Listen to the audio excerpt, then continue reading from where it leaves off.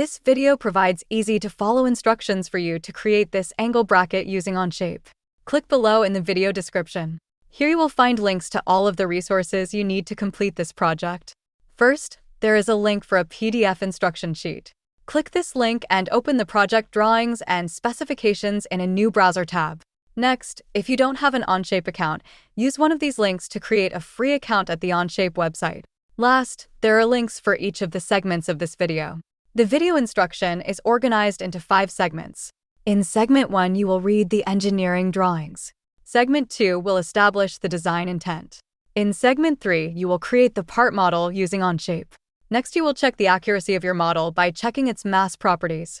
Last, you will check the design intent by making changes to the model to see if it will update correctly. Now you are ready to begin the project. In this segment, we'll read the engineering drawing for this angle bracket.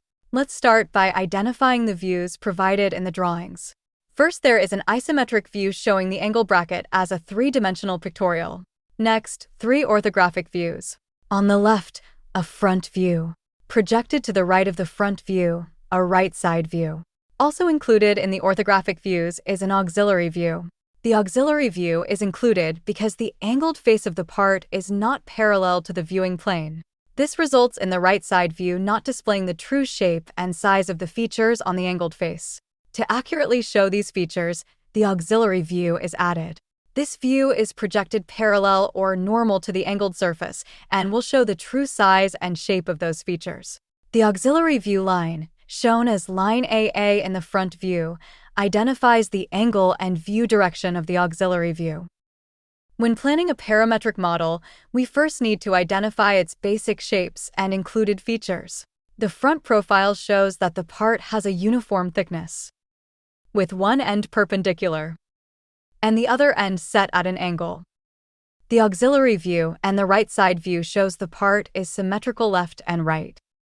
The part has a vertical rib centered on its width. Next, we'll look at the dimensions and notes. First, the dimensions are in millimeters. The front view shows the length is 150 millimeters. The perpendicular end has a height of 60 millimeters.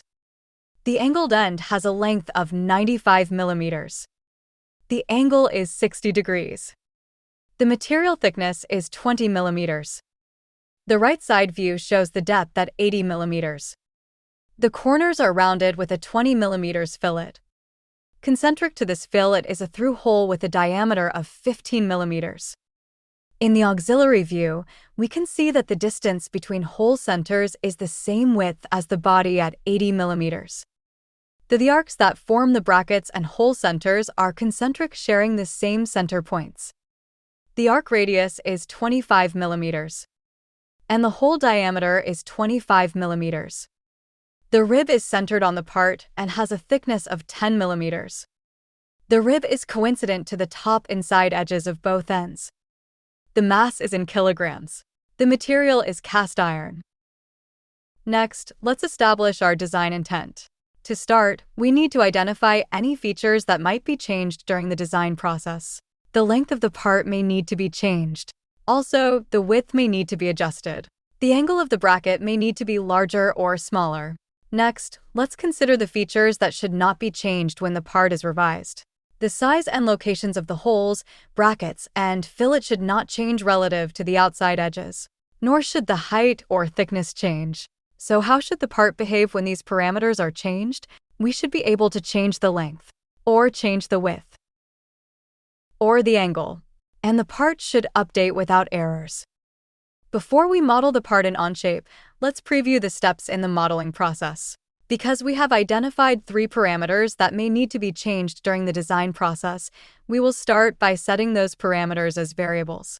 Next, from the drawing, we will identify the profile we will use for the base sketch. In this project, we will use the front view to create the base sketch. Sketch 1 will be placed on the front sketch plane and the origin will be placed at the perpendicular corner on the right. This is the base sketch. From sketch 1, extrude 1 will add half of the depth.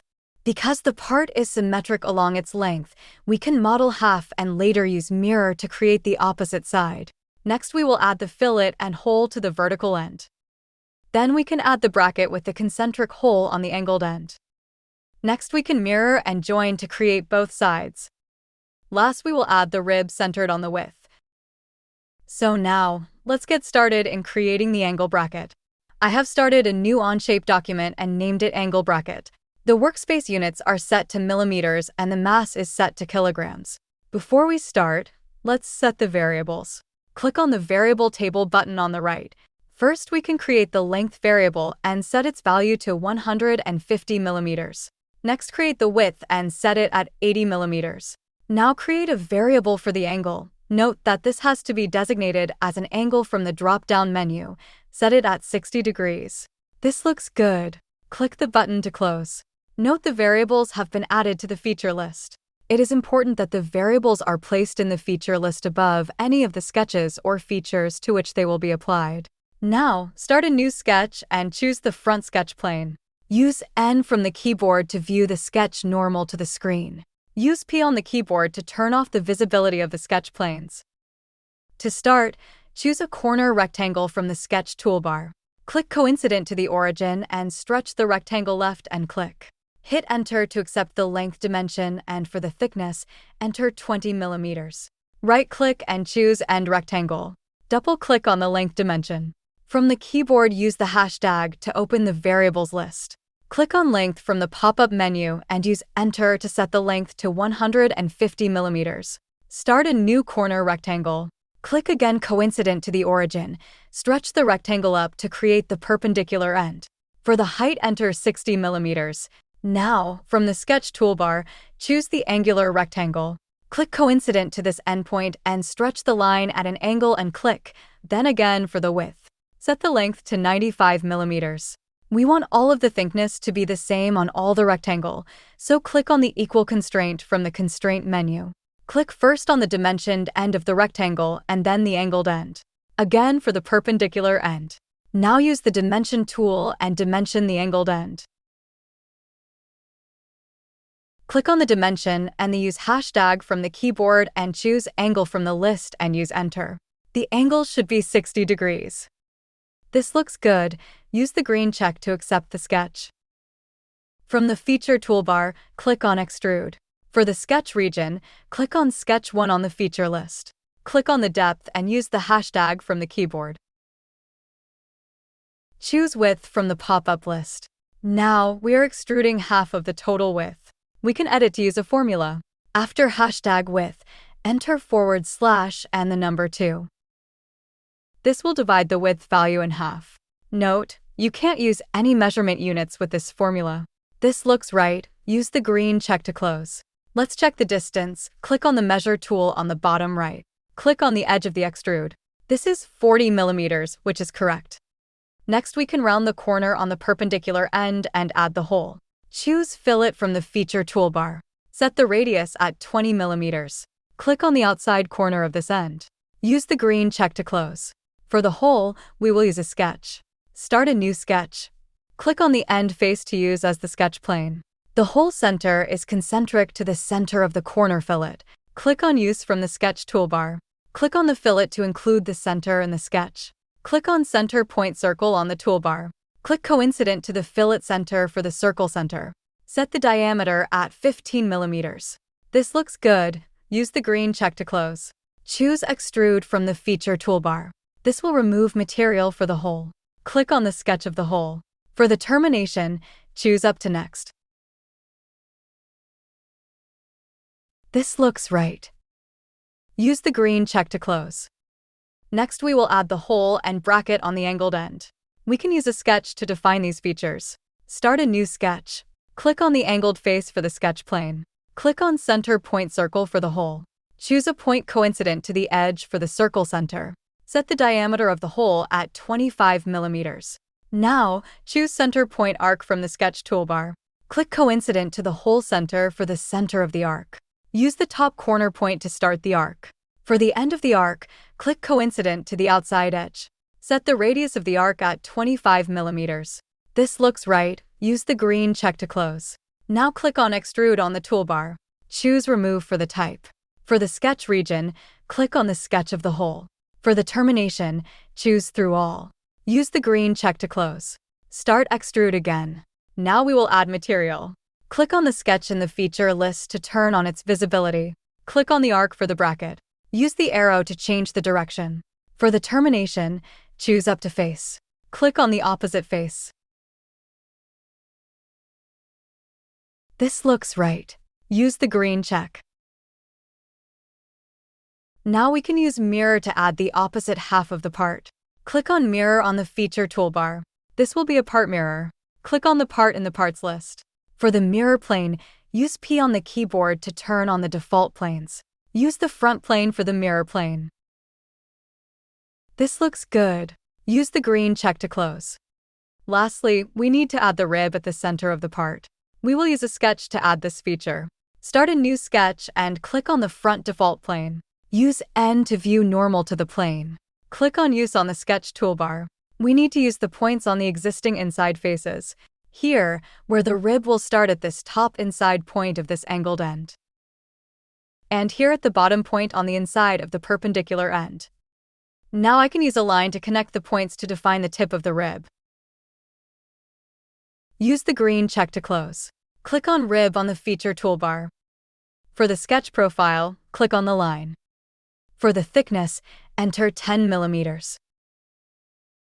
This looks right. Use the green check to close. Our part is now complete. In this segment, we'll check the accuracy of the model by checking its mass properties. To check the model, the mass units should be set to kilograms and the material set to cast iron.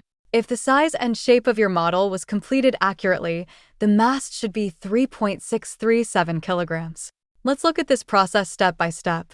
First, open the document that contains the model of the angle bracket. Next, check the workspace units.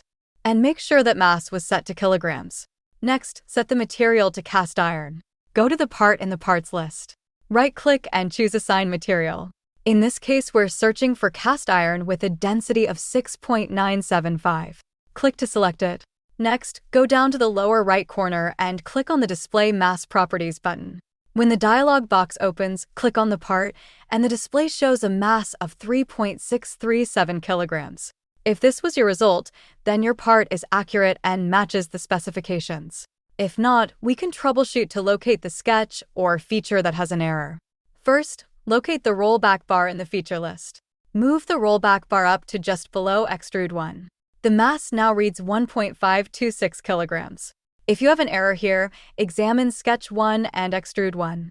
Now move the rollback bar down to below Fillet 1. This removes material for the fillet corner. The mass is now 1.514 kilograms. If you have an error here, examine Fillet 1. Now move the rollback bar down to below Extrude 2. This removes the material for the hole. The mass is now 1.489 kilograms. If you have an error here, examine Sketch 2 or Extrude 2.